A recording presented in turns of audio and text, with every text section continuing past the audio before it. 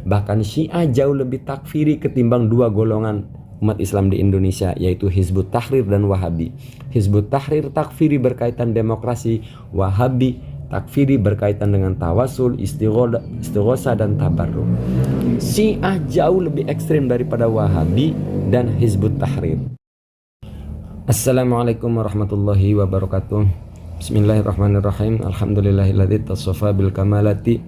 Allahumma sholli wa sallim ala sayyidina Muhammadin alladzi uyyida bil mu'jizati wa ala alihi alladzina fa'alul hasanati wajtanabul munkarati, amma ba'du.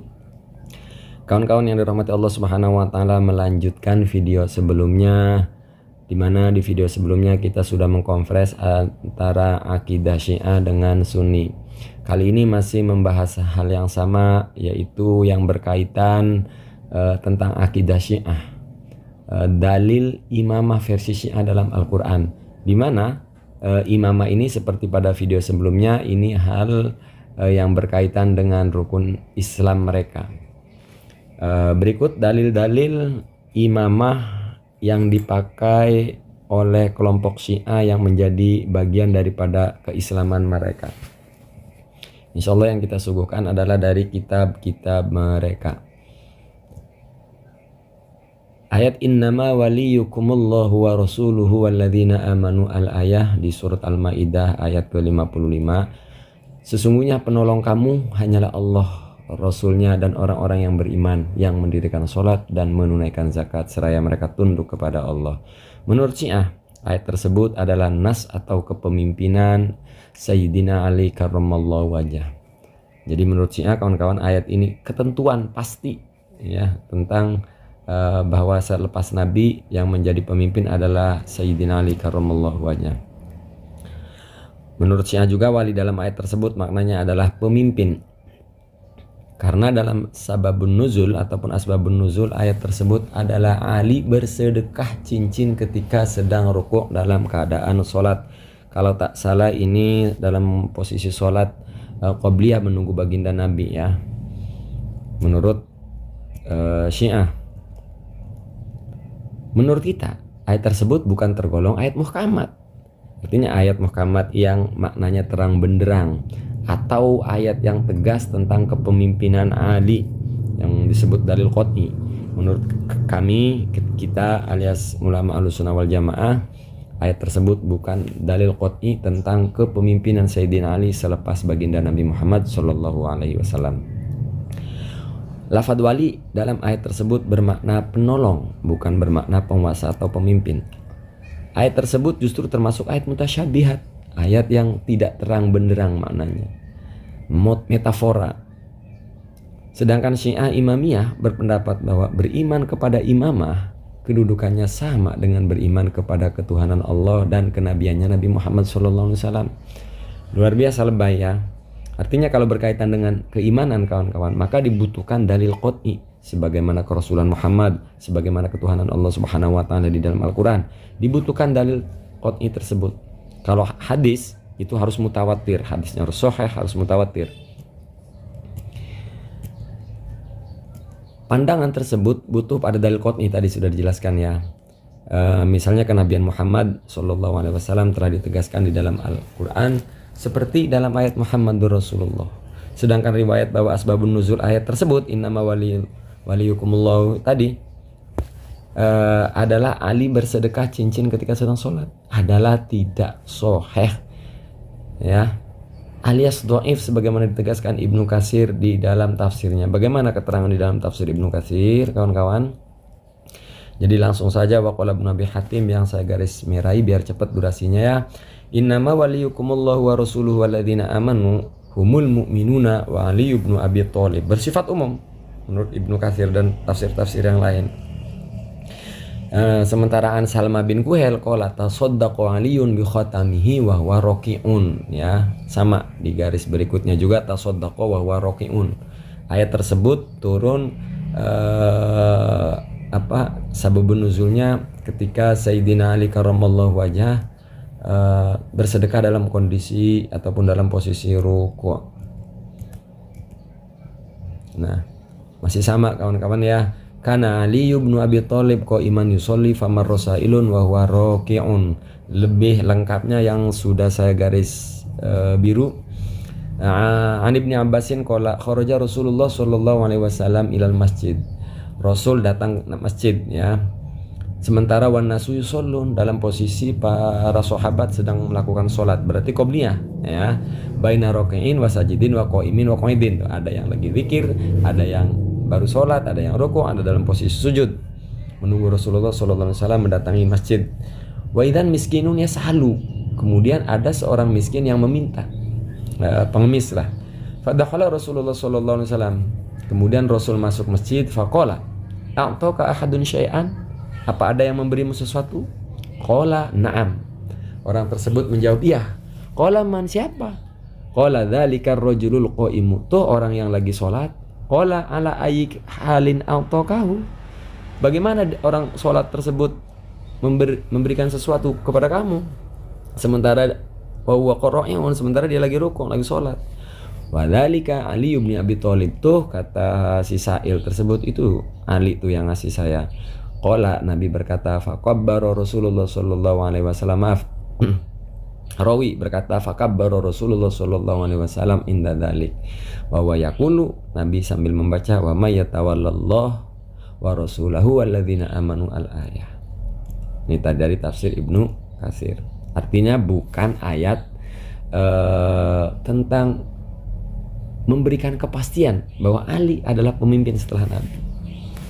Masih di kitab yang sama ya, di tafsir Ibnu Katsir sama, nazalat fil mu'minin wa Ali bin Abi Thalib awaluhum ya. Kemudian sama, innama walikumullah wa rasuluhu alladzina amanu alladzina yuqimuna sholata wa yu'tuna zakata wa hum raki'un. Qulna minal ladzina amanu, qala alladzina amanu qulna balaghana annaha ilahya. Ini sebagai data, kumpulan data saja kawan-kawan, tidak bisa saya bacakan semuanya untuk mempersingkat durasi. Jadi kawan-kawan yang lebih jelas pause lalu baca. Sama ya. Fa kullu man radiya bi wilayatillahi wa rasulihi wal mu'minin fahuwa muflihun fid dunya wal akhirah. Kawan-kawan. Nah, bukti kepalsuan riwayat sedekah cincin ketika dalam sholat tersebut sangat jelas. Alasannya karena beberapa faktor. Yang pertama, Sayyidina Ali bin Abi Thalib seorang fakir yang tidak wajib zakat. Di sisi lain, riwayat tersebut bertentangan dengan riwayat dalam kitab-kitab Syiah sendiri, semisal riwayat Al-Kullani dalam kitab Al-Kafi yang menyebutkan bahwa Ali bersedekah selimut seharga 2000 dinar. Kemudian ini dari kitab Ushul Kafiyah, kitab mereka, tentang innama waliyukumullahu wa rasuluhu walladzina amanu, innama yakni aula bikum ay ahaku bikum wa bi umurikum wa anfusikum wa amwalikum ya. Allahu wa rasuluhu walladzina amanu yakni aliyan wa auladahu a'immah. Jadi menurut mereka orang yang berhak tentang segala perkara umat Islam adalah Sayyidina Ali karramallahu wajhah menurut di Ushul Kafi, menurut Syiah. Kemudian seterusnya kawan-kawan, tentang asbabun nuzul ya, bertentangan juga dengan sumber Syiah sendiri yang lebih kuat lagi. Artinya kalau diartikan ayat tersebut sebagai dalil qat'i tentang penegasan bahwa Ali adalah khalifah setelah Nabi, ini dari kitab mereka kawan-kawan. Saking lebaynya mereka kawan-kawan. Ama alal imami zakatun faqala ahalta ya Aba Muhammad ama alimta anna dunya wal akhirah lil imami yad'uha haitsu yasha wa yadfa'uha wa yadfa'uha ila man yasha. Buset. Jaizun lahu dzalika minallah. Bebas lah pokoknya kalau kata si Ama. Imam itu ya. Imam itu maksudnya khalifah setelah baginda Nabi Muhammad SAW. Kemudian yang dipakai oleh mereka juga ayat mawaddah. Jadi ayat yang pertama tadi ya, innama waliyukum, kemudian tentang ayat mawaddah, yaitu qul la as'alukum alaihi ajrun illal mawaddata fil qurba.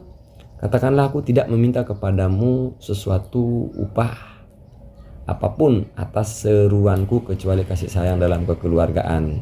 Nah, menurut Syiah maksud ayat tersebut adalah menyayangi keluarga Nabi Shallallahu Alaihi Wasallam, yaitu Fatimah, Ali, Hasan dan Husain alaihissalam.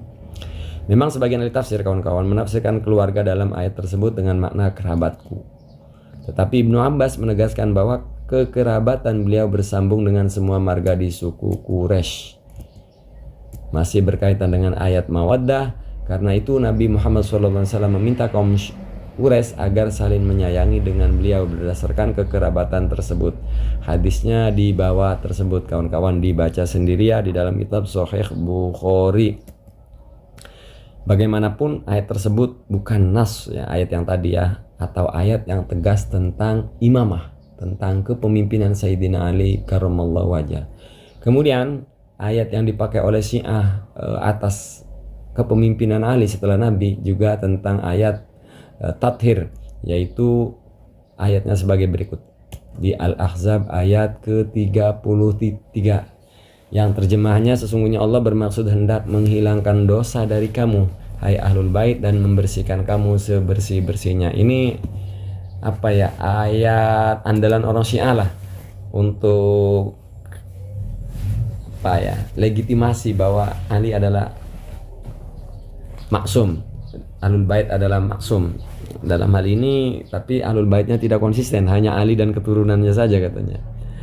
Menurut Syiah ahlul bait dalam ayat tersebut adalah Ali, Fatimah, Hasan dan Husain. Padahal di situ ahlul bait, tapi nggak mau menghitung istri. Jadi cuma Ali, Fatimah dan keturunannya saja. Lucu Syiah ini kawan-kawan. Kenapa Syiah meyakini bahwa ahlul bait di ayat tersebut adalah Ali, Fatimah, Hasan dan Husain cuma 4 orang, yaitu berdasarkan hadis Kisai. Sebenarnya kalau persoalan khilafiyah ayat ini di kalangan ahlus sunnah pun ya ada. Jadi di kalangan ahlus sunnah pun ada yang meyakini tentang ayat ini bahwa adalah Ali, Fatimah, Hasan dan Husain.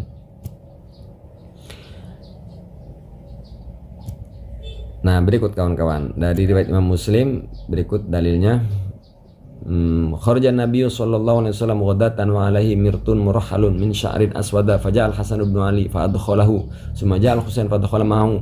Nanti sama, ini hadisnya banyak kawan-kawan ya.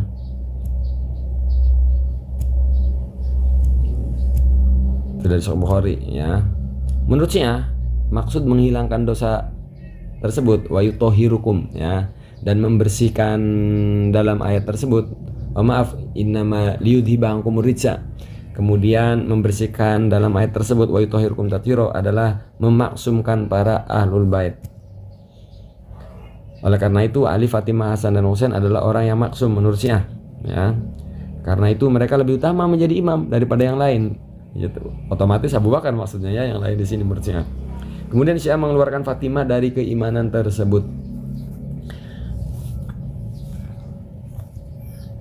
Lalu kata mereka imamah itu ada pada Ali, lalu Hasan dan Husain, sampai akhirnya pada langsung anaknya Nabi pun akhirnya dikeluarkan dari keimanan tersebut kawan-kawan, karena cewek alasannya. Perhatikan ayat tersebut dengan seksama. Ya ayyuhan nabiyyu qul li azwajika al ayah, sampai berapa ayat itu, dari ayat 28 sampai 34 kawan-kawan ya. Saya tidak usah bacakan lagi, serak suaranya. Perhatikan ayat tersebut kawan-kawan dengan seksama, bahwa ayat yang tadi ya di atas itu tadi maksudnya secara keseluruhan berbicara tentang istri-istri Nabi. Jadi ahlul bait berbicara tentang istri-istri Nabi, ya termasuk Ali juga. Jadi istri, anak, menantu, cucu. Tapi yang paling banyak mendominan adalah tentang istri-istri Nabi, dengan narasi wahai istri Nabi, wahai istri Nabi, wahai istri Nabi, wahai Fatimah, Ali, Hasan dan Husain, wahai istri Nabi. Apakah rasional lalu dianggap istri Nabi tidak termasuk, hanya Ali dan anak-anaknya? Kan lucu kawan-kawan. Masih tentang ayat tathir ya. Innama yuridullahu liyudhiba ankum rijsa al-ayah akhraj Ibnu Abi Hatim Ibnu min tariq Ikrimah an Ibnu Abbasin qala fi qawlihi innama yuridullahu liyudhiba ankum rijsa al-bait nazalat fi nisa'in nabi khassatan. Bahkan ditegaskan di dalam tafsir ini mah khossotannya ke nisa'in nabi. Begitu kawan, sama semua ya dalil-dalilnya tentang istri-istri Nabi, tapi yang lalu kemudian oleh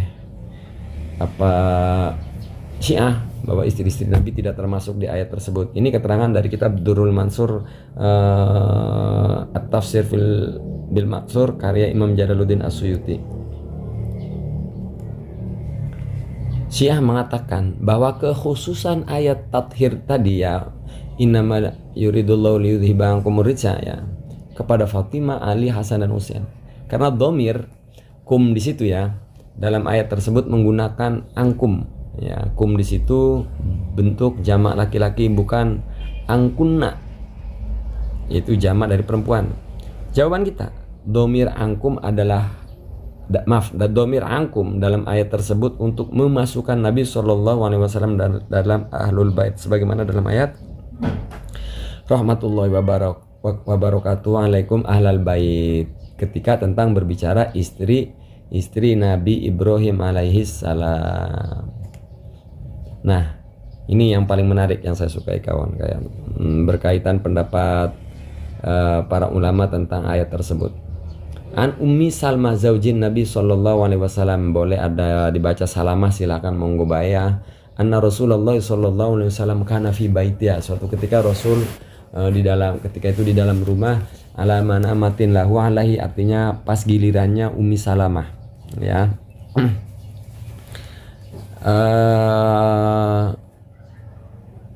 Fajaat Fatimatu bi burma fiha khazira.